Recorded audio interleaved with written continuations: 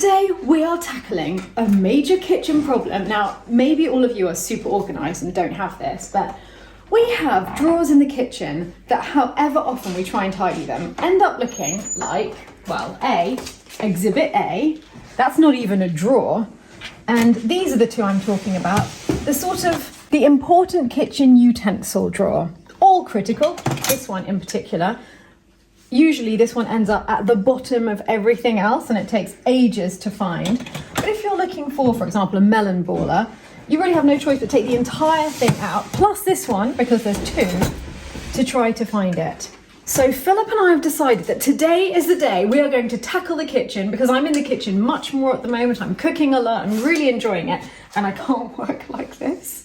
So I'm planning to make a big piece of fabric that covers this and that has little pockets in it that we can actually slot the utensils into. That way we can see everything that we have and they can come out of these drawers. And the drawers can be kept for just a few pieces that don't fit here. And in the past, I've done something very similar at La Lounge with the spices. That's worked really well and it's helped to organize the area around the cooker a lot. So I made a really similar thing. It's actually in front of the electrical cupboard. So I put it on a bracket that swings out and we just keep all of the spices organized here. So I want something very, very similar. Earlier today, Philip and I had to go to Emmaüs, that's the local charity shop. We go there fairly regularly because we love buying things there, but also we take a lot of our spare food to Emmaüs. And today we found a key piece for this project. Steph? Yes?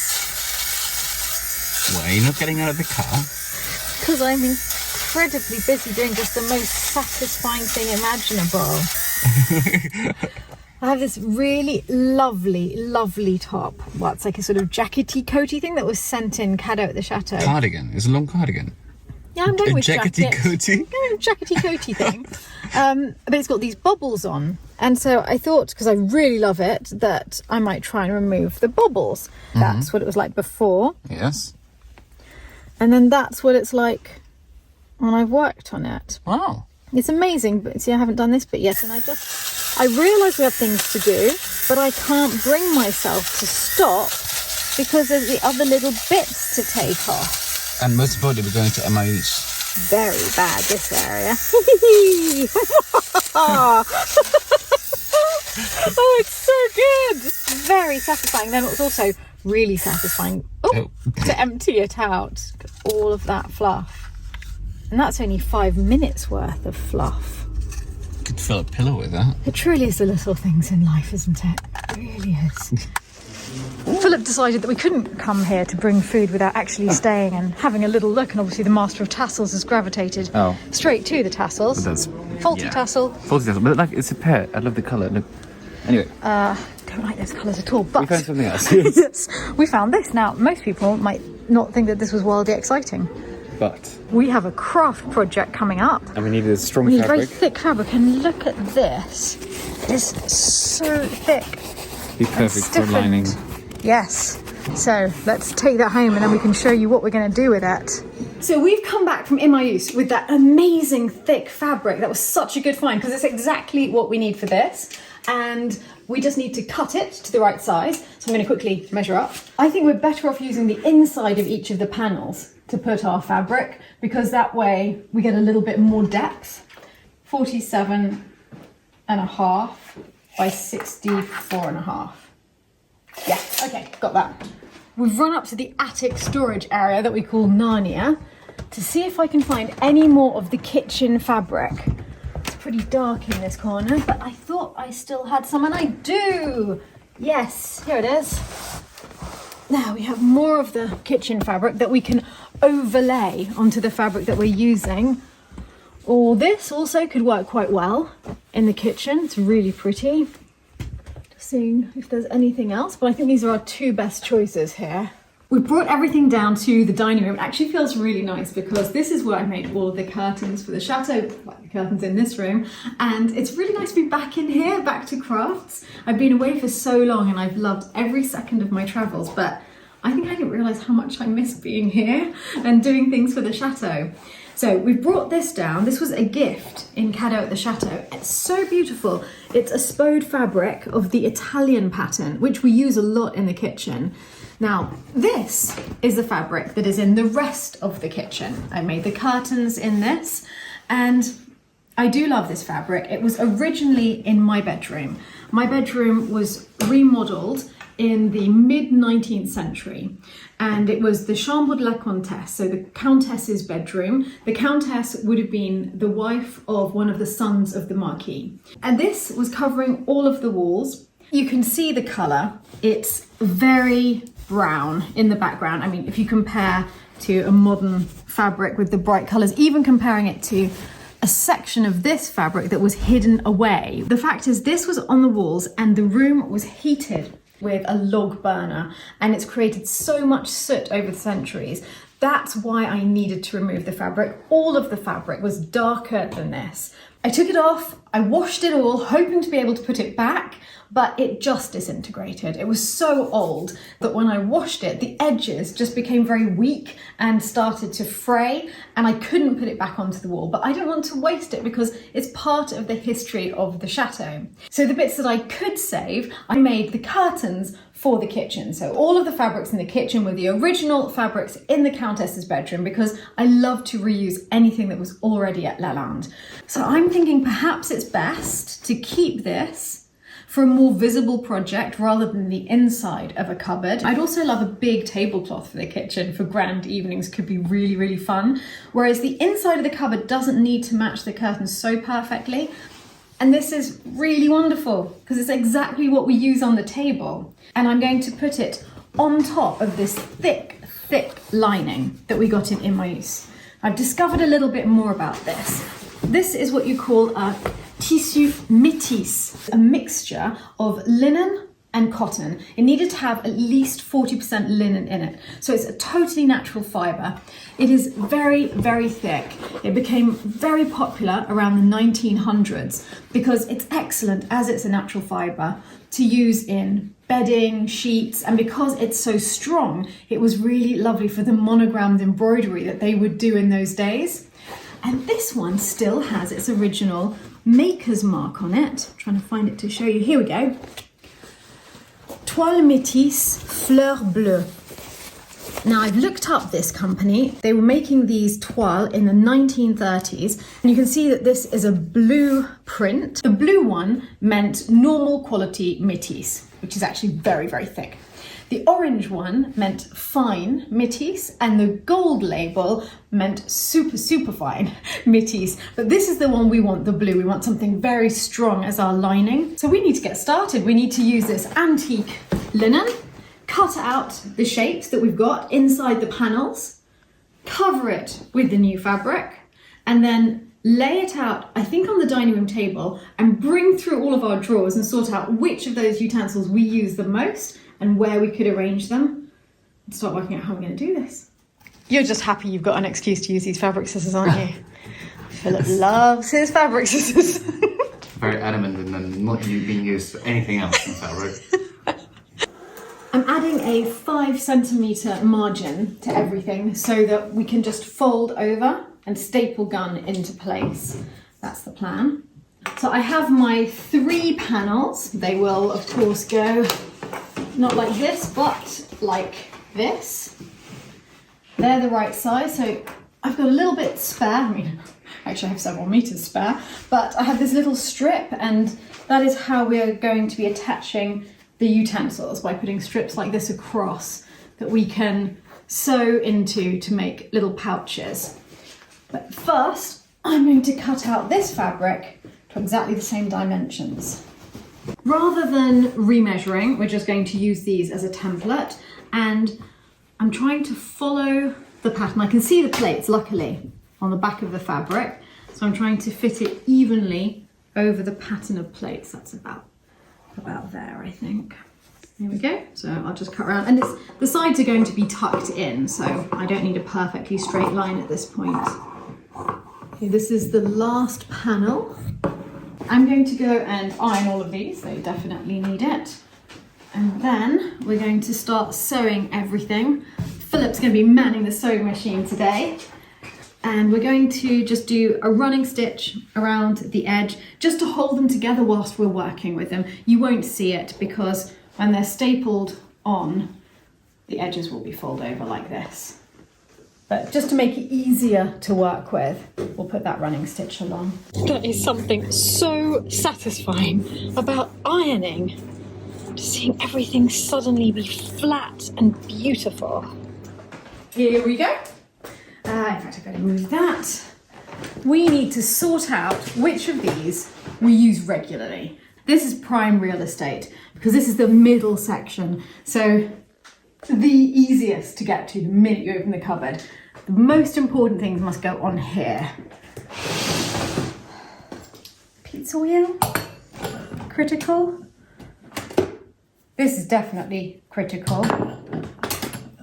Meat pulverizer, probably less so. I brought the next one in. I mean, it's quite extraordinary already what has been going on. So far we have 4 openers.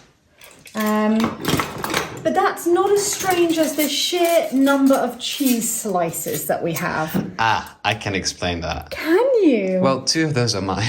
Okay, well, there's still a lot more, and I wonder if we're going to find even more in here. Now, I don't eat cheese, but I use them to slice cucumber. We have 2 of these, and I don't even know what they are. Ah, yes, I can also explain that. What is this? Both of those are mine too. They have to open cans. I use my hands. That's obviously where I've been going wrong all these years. No, but I don't actually use them except for this bit, which you can use to put a hole into a can when the lid is stuck. Okay, fine. 2 of those. This one just takes up an awful lot of space. And that's just the sheer amount of bottle openers and corkscrews that we have so far. So far. Do you want to send the big one to Emmaus? Or leave it in one of the apartments? Yeah, I think Emmaus might be quite nice. I think that someone will buy that and love it more than I am loving it. So that can go. I think we're going to send a lot to Emmaus today. A lot of little ladles. Barely ever use any of the little ladles. So this one has got like a little section in there. Why is that? Ah, I can tell you that. This is for gravy. I figured. And because the actual proper juice goes to the bottom and the fat comes to the top, when you pour it, it takes the juice from the bottom and pours that out and holds back the fat in the gravy. Nice. So this is a good one. We'll keep this one. Or just make not that fatty gravy. Philip, clearly you don't make gravy. You would know that it was made with the meat juices otherwise, and that's where the delicious fat is coming from.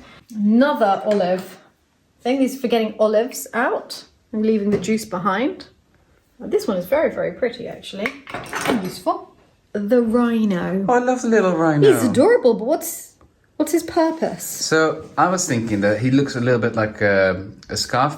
What's that? Like a scarf pin? No, he's too thick for a scarf pin, I think. But like if it's a very heavy weave, do you call it a weave? Still, you'd be putting a massive hole in it. I don't think he's a scarf pin. There, I've said it. I don't think he is a scarf Does pin. anyone know what Robert Little Rhinoceros is? Robert Rhino. Yes. Because it's been a super busy day and there's not much time in the kitchen tonight, I'm doing the French equivalent of fast food. So it'll be in the oven for a while, but the actual prep is really fast because it's all ready meals that I'm putting together to make a French cassoulet. And the confit de canard that you need, that comes in a tin like this, covered in duck fat. Now we always keep that duck fat because it's precious for cooking other things in. And I'm just shredding it.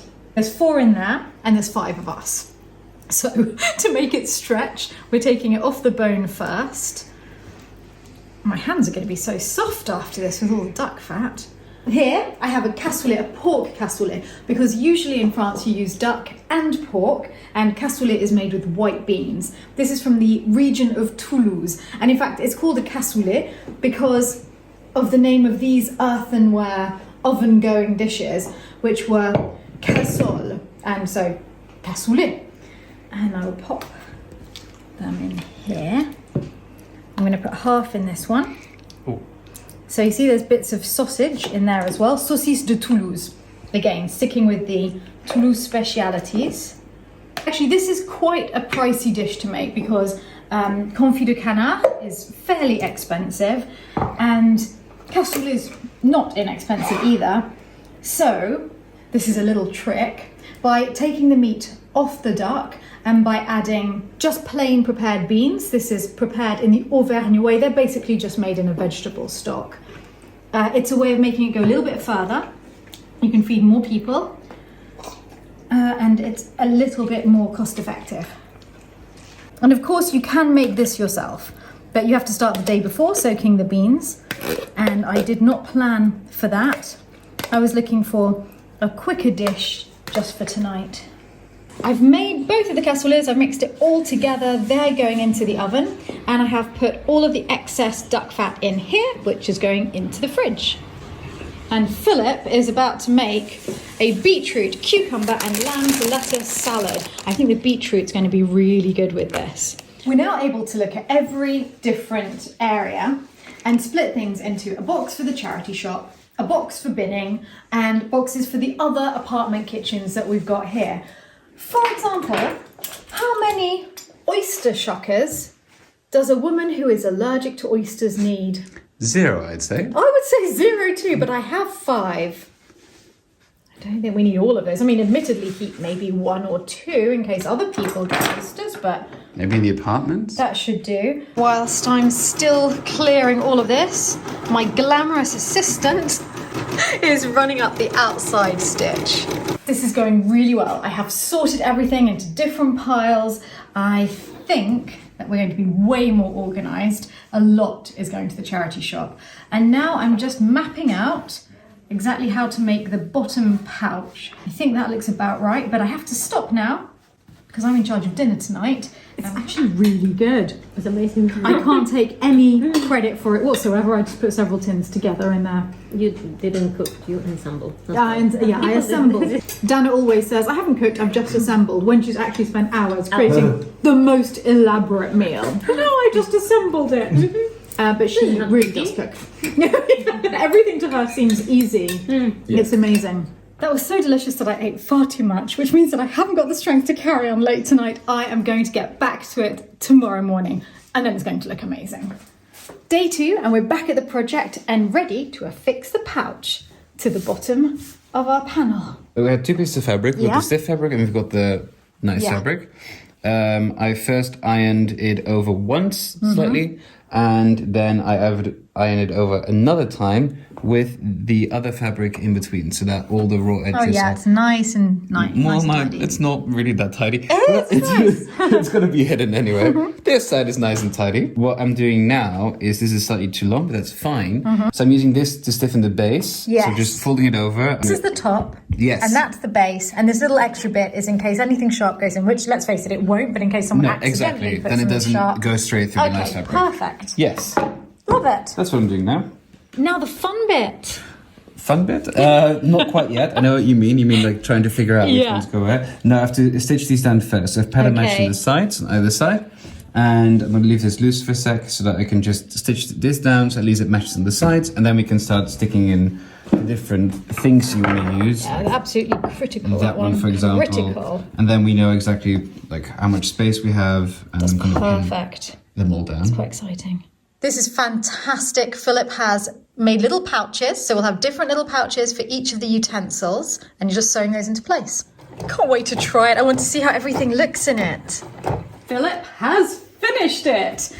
See all the little pouches, they're on perfectly. And now, this is the moment of truth. I don't need the little stepladder for this. I am Even you don't need that. Even I can reach this. I'm going to put this on. It looks slightly better if we do it at the base like this, because it doesn't fall forward so much. It holds it really neatly just at the bottom.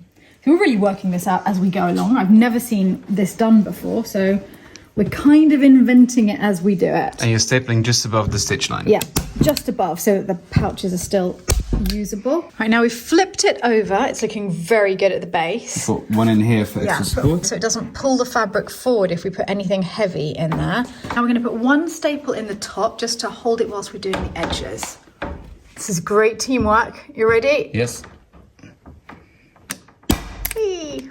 This side is done, and Philip's folded his edge over, so we are good to go. Fingers out of the way, clear, and go. That looks so good. I can't wait to see the top and the bottom ones on with it. It looks so much better. Yeah. And didn't you say that this cabinet was original to the chateau? Yes, yes it was.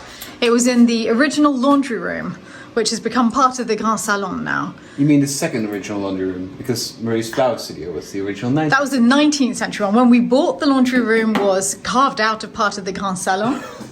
As you do. Are you chilly, Natty? I just preparing a coffee. I don't know what happened with me. Oh, you poor thing. You look adorable though. This is the bit I'm looking forward to. Seeing how it looks on the inside panels at the top and the bottom. So that the whole door feels like that. This is nice and quick. Love staple guns. It is impossible to renovate a chateau without a staple gun. That is what I've discovered here.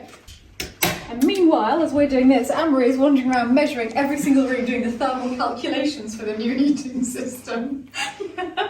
But can I say though, Natty bought me a present.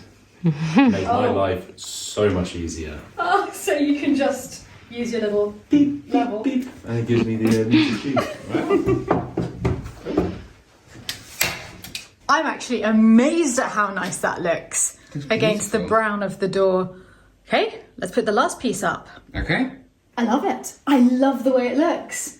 Compared to the other side, it's just so much darker. But this is the moment of truth. We've made each of the couches obviously different sizes so that we can put different sized utensils in. Let's see, here's quite a big one, maybe there. It's nice and wide for that one. A very skinny one, that works well. And that one, oh, perhaps actually, no, we won't get anything in that one. We can put those together there. I think that works kind of nicely, but will it close? Moment of truth, fingers crossed. It's going to be so annoying if it doesn't. It's perfect. Great. Yes, yes. Yes, well, I think we should have pizza tonight. Philip, what do you think? Can we try something? Because usually what people do is... Can you go the way? Yeah. Yeah. If you open it Still now, closes. is it still... Everything is still in place. Wow. We did well. High five. Love it. Let's do this side. Yeah.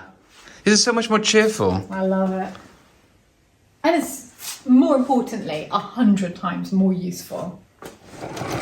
Prime real estate number 2. Here we go. I think we should make more pouches on this one, Philip. It's getting pretty exciting. We are just finishing off the very, very last piece for the whole cupboard. It's got dark. This is tonight's video, so I think it's going to be late.